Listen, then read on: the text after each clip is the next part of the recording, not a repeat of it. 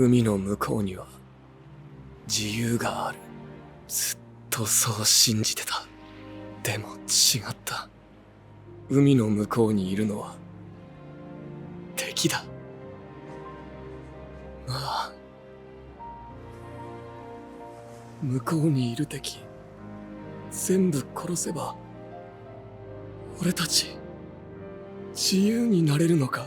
C'est par ces mots qu'Eren Yeager a résumé toute son existence. Il n'avait rien d'un héros. Au départ, c'était un enfant, un garçon enfermé derrière des murs. Un esprit bouillonnant, incapable d'accepter l'injustice de son monde. Ce qu'il voulait, ce n'était pas la gloire, ni la guerre. Il voulait juste respirer. Il voulait voir ce que personne autour de lui n'avait le courage d'imaginer. Un monde sans murs. Un monde où l'on pouvait vivre sans avoir peur. Mais ce rêve, aussi beau soit-il, allait se briser contre la réalité. Car au-delà des murs, il n'y avait pas la paix. Il n'y avait pas la liberté. Il y avait un autre monde, plus vaste, plus cruel. Un monde qui n'avait jamais attendu Eren, et qui ne lui laisserait aucune place. Ce rêve d'enfant s'est transformé en malédiction. Ce qui devait être une quête d'émancipation est devenu une marche vers l'abîme. Chaque pas qu'il avait fait vers l'extérieur l'a enfoncé un peu plus dans un destin qu'il ne pouvait plus refuser. Eren Yeager a tout vu. Pas seulement les horreurs de son époque, mais aussi les souvenirs d'un futur écrit à l'avance. Le pouvoir qu'il portait en lui n'était pas un don. C'était une chaîne invisible qui le tirait, inlassablement, vers l'inévitable. Il savait ce qu'il allait faire, il connaissait les conséquences de chacun de ses actes, et il a choisi de continuer. Non pas par cruauté, non pas par folie, mais parce qu'il estimait n'avoir aucune autre option. Le monde entier le verrait comme un ennemi. Les siens le trahiraient, l'amour qu'il portait serait réduit au silence. Son nom serait associé à la fin de l'humanité. Pourtant, derrière la figure du titan, derrière les cris, derrière la destruction, il avait toujours ce même regard.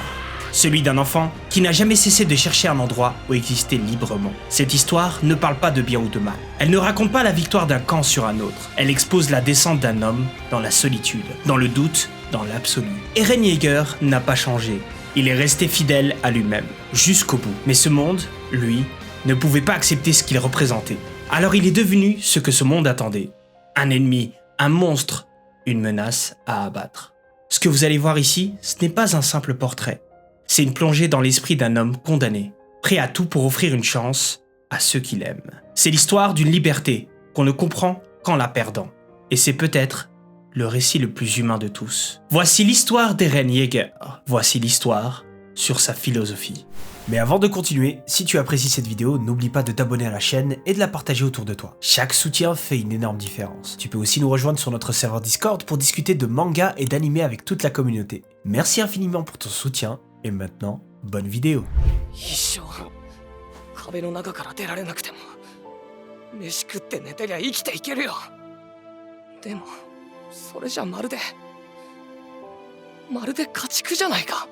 Eren Yeager n'a jamais été un enfant comme les autres. Là où les autres se contentaient de vivre derrière des murs, lui les regardait avec haine. Il ne les voyait pas comme une protection, mais comme une prison. Il ne supportait pas l'idée d'être enfermé, contraint, d'attendre que quelque chose vienne briser le silence. Il voulait savoir ce qu'il y avait de l'autre côté. Il voulait voir le monde dans sa totalité, quitte à en affronter les dangers. Et surtout, il refusait de croire que ce monde pouvait se résumer à 3 cercles de pierre et à une vie dictée par la peur. Mais ce qu'il refusait le plus, c'était l'idée que tout cela puisse être normal. Ce refus, il l'a porté très tôt. Il l'a exprimé avec colère, avec violence parfois, avec ce regard fixe, dur, qui semblait toujours prêt à exploser. Il voulait comprendre, il voulait se battre, il voulait vivre. Vraiment. Puis les titans sont venus. Un éclair, une brèche dans le mur, un nuage de fumée et de sang. Et tout ce qu'il connaissait a été balayé en un instant. Il a vu les soldats fuir, les gens hurler. Il a vu le corps de sa mère se briser entre les mâchoires d'un monstre, sans pouvoir rien y faire. À ce moment précis, quelque chose s'est solidifié. Ce n'était pas la peur, ce n'était pas de la tristesse, c'était autre chose. Une colère froide, viscérale, qui allait se loger au plus profond de son être.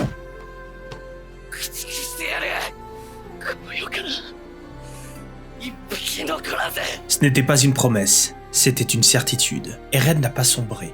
Il s'est relevé. Il n'a pas demandé qu'on l'aide. Il a exigé de devenir plus fort. Et dans sa bouche, le mot liberté n'était pas un rêve lointain, mais une obligation immédiate.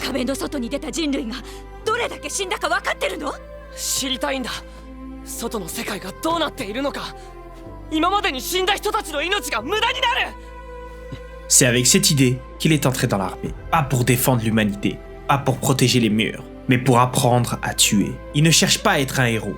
Il veut une arme assez puissante pour ne plus jamais revivre ce qu'il a vécu ce jour-là. Il s'entraîne, il tombe, il se relève. Toujours avec cette même tension dans le corps, cette même rage qu'il refuse de lâcher, même un seul instant. Et puis vient le premier affrontement réel, la première sortie, les premières morts. Et Eren tombe, il est mutilé, broyé, englouti. Dans sa tête, tout devait s'arrêter là, dans la douleur et le sang, comme sa mère. Mais quelque chose d'inexplicable se produit. Il revient sur une forme qu'il ne comprend pas. Une créature immense, enragée, qui frappe, qui tue, et qui ne dévore pas. Qui attaque les autres titans. Quand il reprend sa forme humaine, le regard des autres a changé. Ce n'était plus du respect, ni de la reconnaissance, c'était de la peur. Il devient un problème, une anomalie, un danger potentiel. On le surveille, on l'enferme, on le juge. Et Eren comprend vite que ce pouvoir qu'il porte n'est pas une bénédiction. Il ne fait pas de lui un sauveur. Il fait de lui une arme que les autres veulent comprendre, maîtriser. Alors il obéit, il exécute. Il tente de prouver qu'il est encore humain, qu'il peut encore contrôler ce qu'il est devenu. Quand on lui demande de boucher une brèche gigantesque, il accepte. Il souffre, il échoue. Il recommence et il parvient. Mais même alors, il reste à part. On le garde à distance. Il devient celui qu'on utilise quand il faut prendre des risques, mais qu'on regarde avec crainte le reste du temps. Il apprend à vivre avec ça. Il ne demande pas d'être aimé. Ce qu'il veut, c'est avancer. S'il doit être un monstre pour protéger les siens, il l'acceptera. Il ne le dira jamais. Mais au fond, il sait déjà qu'il ne sera jamais comme les autres. Et peut-être que ça lui convient. Parce que ce monde, il ne l'a jamais voulu. Il ne l'a jamais accepté. Et s'il faut le briser pour obtenir quelque chose de plus juste, alors il le fera. Au fil du temps, les titans ont cessé d'être des monstres sans visage. Leur forme restait inhumaine, mais leurs actions, leurs stratégies, leur silence laissaient deviner autre chose, une conscience, une intention. Eren l'avait pressenti, mais il n'imaginait pas que la vérité se trouvait aussi proche de lui. Quand Reiner lui avoue qu'il est le titan cuirassé, que Bertholdt est le colossal, quand ces mots tombent sans éclat, sans haine, comme une évidence douloureuse, c'est tout un pan de sa réalité qui bascule. Ses hommes, ses camarades, ses frères de terrain, ceux avec qui il a risqué sa vie, ceux avec qui il a partagé la peur, les repas, les rêves, étaient en réalité ceux qui avaient anéanti sa maison, détruit son enfance et provoqué la mort de sa mère. À cet instant, Eren ne tombe pas. Il se crispe, il serre les dents, il hurle, il attaque. Mais au fond, quelque chose de plus profond en lui se fissure. Car cette trahison n'est pas un choc émotionnel. Elle remet en question sa propre façon de penser. Si l'ennemi peut rire avec vous, vivre à vos côtés, se battre pour sauver les mêmes vies, alors comment savoir contre quoi on se bat vraiment ? La ligne est brouillée, mais la rage, elle, ne faiblit pas. Au contraire, elle s'adapte. Eren comprend que le monde est bien plus sale qu'il ne l'avait imaginé, et que la justice qu'il cherche à imposer devra l'être selon ses propres règles. La suite ne fait que renforcer cette évolution. Lorsqu'il est capturé, livré à Road Race et confronté à la mémoire de son père, Eren découvre que Grisha n'était pas un simple médecin idéaliste. Il apprend qu'il a tué une famille entière pour lui transmettre le pouvoir de l'originel, qu'il l'a transformé sans lui demander son avis, qu'il lui a légué une arme aussi lourde qu'incompréhensible et qu'il a jeté dans une guerre vieille de 100 ans. Mais il décide de tout porter. Face à Historia, dans cette caverne souterraine, il ne supplie pas pour sa vie, il la supplie de le tuer. Il croit que le monde serait plus simple sans lui, qu'il est un parasite, un relais de violence, qu'il est né pour continuer une chaîne de souffrance. Mais une fois encore, on le relève, qu'il n'a pas le droit de décider seul de ce qui est juste. Alors il continue, il avance, mais il change. Son regard devient plus froid, ses décisions plus silencieuses. Il parle moins, mais chaque mot qu'il prononce semble plus peser. Lorsqu'il se retrouve face à Reiner, à nouveau, il ne demande plus pourquoi. Il n'attend plus de réponse. Il sait que ce monde n'en donnera pas. Ce qu'il cherche, désormais, ce n'est plus la vérité, c'est la victoire. Puis vient Shiganshina, la grande opération pour reprendre le mur. L'objectif qui justifiait tout, depuis le début. Et le prix est presque trop lourd. Armin est réduit à l'état de cendre. Erwin chie au sol. Un seul d'entre eux peut être sauvé. Une seule seringue. Une seule décision. Et c'est Eren qui parle, qui hurle, qui supplie pour Armin. Il choisit celui qui croit encore, celui qui rêve encore. Parce qu'il refuse que ce monde écrase les derniers idéalistes. Ce jour-là, il comprend ce que cela signifie de peser une vie contre une autre. Ce que cela coûte de survivre en imposant la mort d'un autre. Et il l'accepte, il l'assume. Il se tient droit, mais à l'intérieur, il devient plus seul que jamais. Enfin, il retourne dans le sous-sol de sa maison. Ce lieu dont il a rêvé pendant des années. Ce lieu qui devait contenir les réponses. Et il y trouve la vérité. Brutale, glacial. Le monde est vaste, les titans viennent d'au-delà des mers. L'humanité existe toujours, et elle les considère comme une race à abattre. Ils ne sont pas les derniers survivants, ils sont les ennemis désignés d'une guerre qui n'ont jamais commencé. Alors Eren regarde l'océan, il devrait être soulagé, il devrait être émerveillé, mais il est calme, presque vide. Pas parce qu'il a abandonné, mais parce qu'il a compris. Ce n'est plus un rêve, ce n'est plus une quête de liberté, c'est une déclaration, une anticipation. Eren ne regarde pas l'horizon, il regarde une prochaine cible, car désormais, la liberté ne se demande pas, elle se prend et il sait ce qu'il doit faire.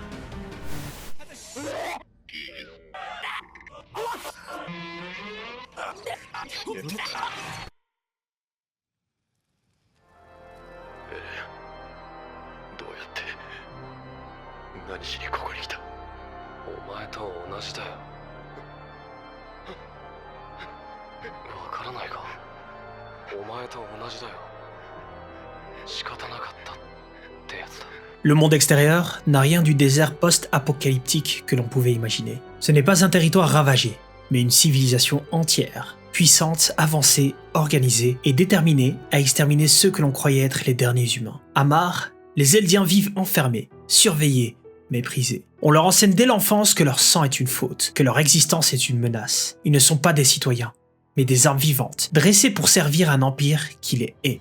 Quand Eren découvre cette réalité, il ne réagit pas comme on l'aurait cru. Il ne hurle pas, il ne s'effondre pas, il ne s'emporte pas non plus. Il reste en retrait, presque absent, comme s'il avait toujours su. Comme si ce qu'il voyait devant lui était le prolongement d'un souvenir qu'il portait déjà. À partir de ce moment, il disparaît. Il quitte ses amis, abandonne les murs, change de nom, de visage, de voix. Il infiltre Mar, marche parmi ceux qui l'ont condamné avant même de savoir qu'il existait. Mais il ne les attaque pas. Il les écoute, les observe, les attend. Ce n'est plus le même Eren. Il ne se bat plus comme un soldat. Il agit avec un calme glaçant. Il semble n'avoir plus besoin de s'expliquer, ni même de convaincre. Ce qu'il fait, il le fait sans chercher à en débattre. Ce qu'il prépare n'est pas une riposte. C'est une suite, une continuité. Quand il retrouve Reiner, enfermé dans une pièce étroite, loin du tumulte du monde, il ne lui crache pas sa haine. Il ne cherche pas à le détruire, ni même à le juger. Il lui parle avec une lucidité glacée. Il lui dit qu'il comprend. Il lui dit qu'il est comme lui.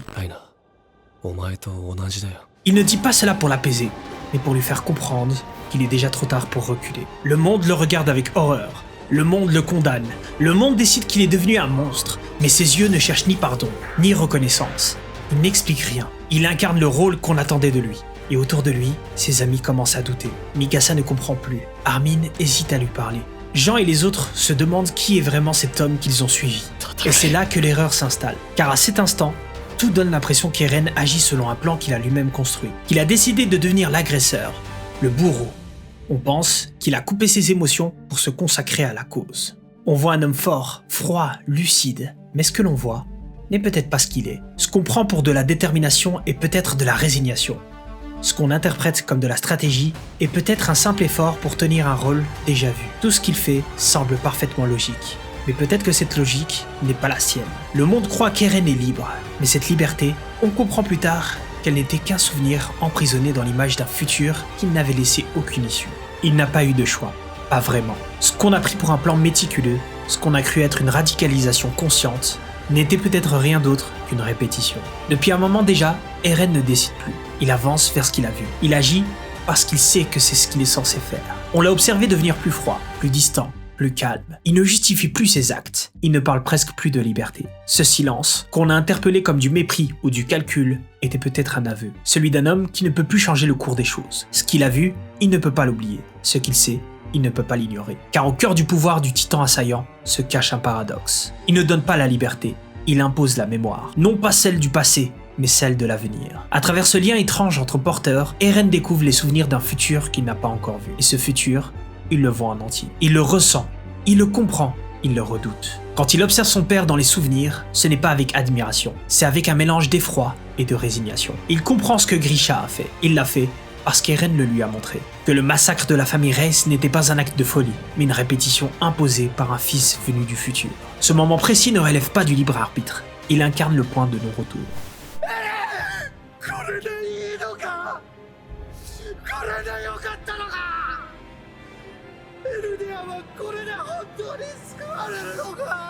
Il ne le guide pas, il le pousse, Pas avec violence, mais avec certitude. Il sait que cette scène doit exister, car elle fait partie de l'histoire qu'il a reçue. À ce moment précis, quelque chose se brise. Ce n'est pas seulement la frontière entre bien et mal, c'est celle entre l'avant et l'après. Le futur contamine le passé, le fils influence le père, la liberté devient l'heure. Tout ce que l'on croyait être des décisions devient des conséquences. Tout ce qu'on interprétait comme un choix devient un devoir. Eren n'avance pas parce qu'il le veut, et parce qu'il ne supporte pas l'idée que ce qu'il a vu soit détruit, il devient l'instrument d'un engrenage plus vaste que lui. Ces silences prennent un nouveau sens. Ce ne sont pas les signes d'un homme froid, ce sont les traces d'un homme écrasé par l'inéluctable. Lorsqu'il déclenche le grand terrassement, ce n'est pas pour se venger, ni pour imposer une idéologie. Il ne brandit aucune bannière, il ne demande aucun soutien. Il agit comme un homme qui accepte de devenir ce que le monde attend de lui. Il libère les titans colossaux. Il fait marcher des millions de titans sur les peuples du monde.